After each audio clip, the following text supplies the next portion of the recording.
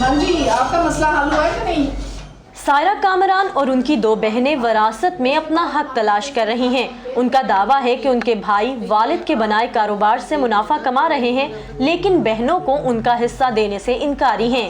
3 سال سے عدالتوں کے چکر لگا کر وہ اب خاتون محتسب کی عدالت پہنچی ہیں۔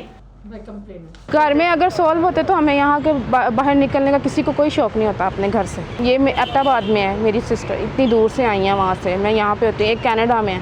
اگر آرام سے مل جاتا تو کون کہتا کہ گرمی میں باہر نکلے۔ ایسی ہی کہانی جڑاوالا سے آئی سلمہ جاوید کی ہے۔ ایک بہن نے لیا زبردستی، اس نے دکان لے لیا میرے سے چھوٹی والی نے، اور باقیوں کو نہیں دیا۔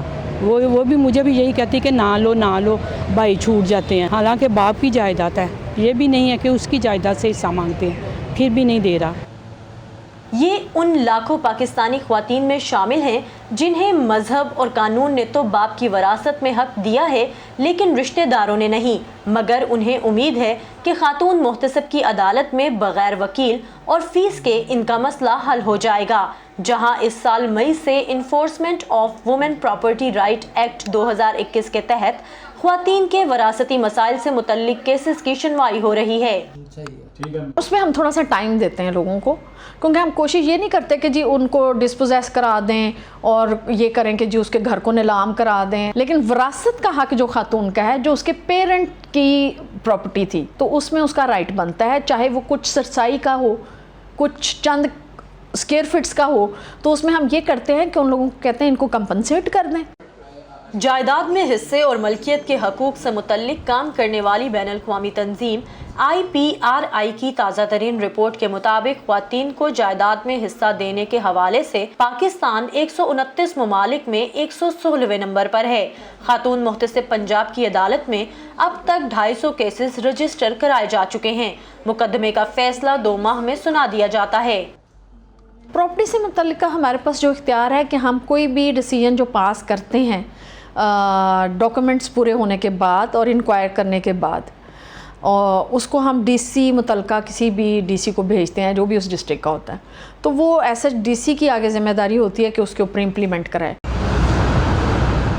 خواتین کے جائیداد میں حصے سے متعلق یہ کوئی پہلا ایکٹ نہیں، بلکہ پاکستان پینل کوڈ کی دفعہ 498A کے تحت عورت کو جبر، دباؤ، لالچ یا دھوکے سے وراثت سے محروم رکھنے پر 10 لاکھ جرمانہ یا 10 سال قید یا دونوں سزائیں ایک ساتھ دی جا سکتی ہیں، لیکن واضح قوانین اور سزاؤں کا تعین ہونے کے باوجود ان پر عمل درآمد نہ ہونا ایک بڑا مسئلہ ہے۔ خواتین جنہیں عموماً ان کے حق سے محروم کیا جاتا ہے، وہ کورٹ کچہریوں کی طرف نہیں جاتی، وہ پولیس تھانوں کی طرف نہیں جاتی۔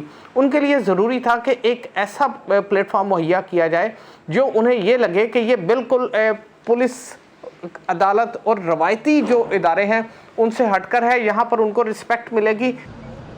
وراثت میں حق سے محرومی پاکستان میں کسی ایک طبقے کی عورت کا مسئلہ نہیں۔ پنجاب میں خاتون محتسب کی عدالت کا قیام ان مسائل کے حل کی جانب ایک اور قدم ہے۔ وراثت میں حق مانگنا اکثر خاندانوں میں لڑائی جھگڑے کا باعث بنتا ہے۔ ماہرین قانون کہتے ہیں کہ ادارے، قوانین اور عدالتیں رشتوں کو ٹوٹنے سے تو نہیں بچا سکتی، لیکن حقدار کے لیے انصاف حاصل کرنا ضرور ممکن بنا سکتی ہیں۔ Saman Khan, voice of America, Lahore. Saman Khan کی رپورٹ آپ نے دیکھی۔ اس سال اگست میں بلوچستان ہائی کورٹ نے بھی ایک فیصلہ جاری کیا تھا جس میں یہ کہا گیا تھا کہ اس بنیاد پر کسی خاتون کو جائیداد میں اس کے حق سے محروم نہیں رکھا جا سکتا کہ اسے اس کے بدلے کوئی اور تحفہ ملا تھا یا اسے کوئی چھوٹی موٹی رقم دے دی گئی تھی، اور اگر کسی نے خاتون کو حق دیے بغیر وراثت کی تقسیم کی تو پھر اس تقسیم کی کوئی قانونی حیثیت نہیں ہوگی۔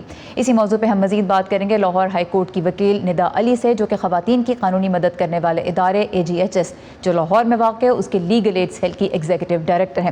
ندا، بہت شکریہ VOA کے پروگرام میں شرکت کا۔ بنیادی طور پہ مجھے بتائیے گا کہ پاکستان میں مجموعی طور پہ کیا ہے قانون خواتین کے وراثت میں حق کے حوالے سے، کیا تحفظ ہے ان کو جو مل رہا ہے؟ دیکھیں، پاکستان میں، تھینک یو سو مچ سارا فار انوائٹنگ می آن دا شو۔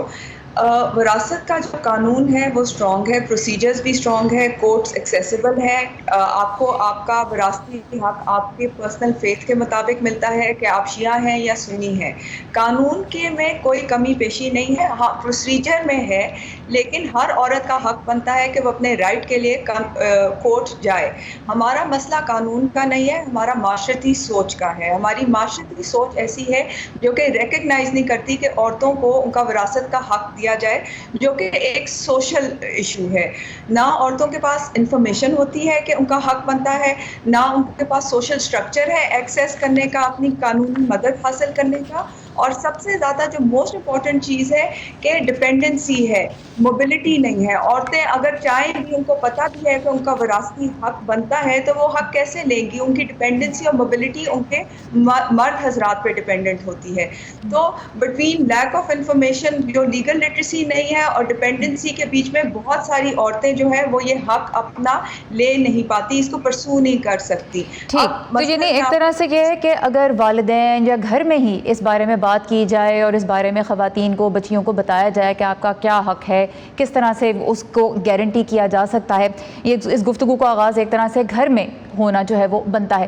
یہ مجھے بتائیے کہ جو خواتین اس وقت ہمارا یہ شو دیکھ رہی ہیں، کیا دستاویز، کیا ڈاکیومنٹس ان کے پاس بھی ہونے چاہیے، چاہے وہ ابھی والدین حیات ہیں نہیں ہیں، کون سے ڈاکیومنٹس کی ہر عورت کو بھی رسائی ہونی چاہیے؟ دیکھیں، ڈاکیومنٹس کا تو اتنا مسئلہ نہیں ہے، سب سے زیادہ مسئلہ ہے انفارمیشن کا، ٹھیک ہے جی۔ اب آپ ہمارے سوشل سٹرکچر میں یہ ہوتا ہے کہ اگر زندگی میں ہی والدین کی یہ پراپرٹیز کے فیصلے ہو جاتے ہیں، وہ اپنے بیٹے کو دے جاتے ہیں، اور عورت کو وہ کہتے ہیں کہ ڈاوری دے دی تو اس کا حق ختم ہو گیا۔ اب اگر وہ کوئی گھر ہے یا کوئی پراپرٹی ہے، تو اس کے میٹر کو، اس کی پراپرٹی obviously وہ رجسٹرڈ پراپرٹی ہے، ان کو صرف کورٹ جانا ہے اور ان کو اپنا یہ حق دائر کرنا ہے کہ یہ ان کا حق بنتا ہے۔ تو ایک تو پراپرٹی کی بھی ڈاکیومنٹ چاہیے، اور اگر وہ نہ بھی ہوں تو وہ نکل آتی ہوتی ہیں۔ تو ڈاکیومنٹیشن سے زیادہ مسئلہ ہے سفر کورٹ تک جانے کا اور یہ فیصلہ کرنے کا کہ یہ وہ اپنا رائٹ پرسو کریں گی۔ تو اب یہ اومبڈس پرسن کا بھی جو آپ نے ویڈیو چلائی ہے، یہ نیا لا نکلا ہے، لیکن یہ بہت ریسنٹ ہے۔ یہ وقت بتائے گا کہ یہ عورتوں کو یہ اس میں اپنا حق لینے میں میسر ہوگا یا نہیں ہوگا۔ تو عورتوں کی پہلے تو مائنڈ میک اپ کرنا اور ان کو یہ ان کو انیبل کرنا کہ وہ کورٹ جا سکیں، یہ سب سے پہلا سٹیپ ہے۔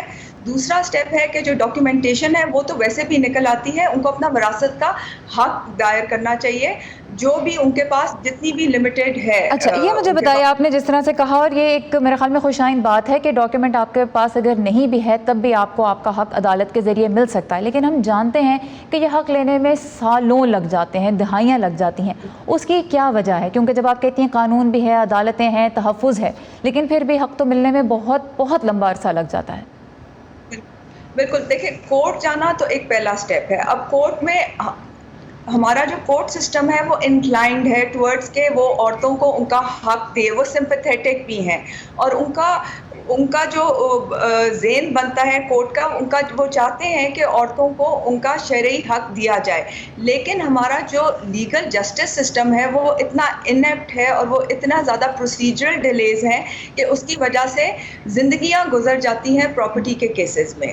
آپ دیکھیں کہ ایک کیس کو آرام سے 15 سے 20 سال لگ جاتے ہیں، اور ایک عورت کو اس کیس کو پرسو کرنا اتنے سالوں تک، اور اس میں اور یہ کورٹ پروسیس جو ہے یہ قانونی امداد گورنمنٹ نہیں دیتی، تو ان کو یہ پیسے بھی خود خرچ کرنے پڑتے ہیں۔ تو کہیں نہ کہیں پیسوں کی وجہ سے اور کورٹس کا جو کلچر ہے کہ عورتوں کو ادھر جانا اور وکیلوں کے ساتھ جانا، یہ ایک بڑا ڈیٹریمنٹل ہوتا ہے، لوگ انٹرسٹ بھی لوز آؤٹ کر جاتے ہیں۔